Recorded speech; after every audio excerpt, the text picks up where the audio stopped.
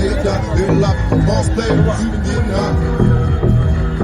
Hey, to my nigga Pop. Live my life as a thug, nigga, till the day I die. Live my life as a boss player.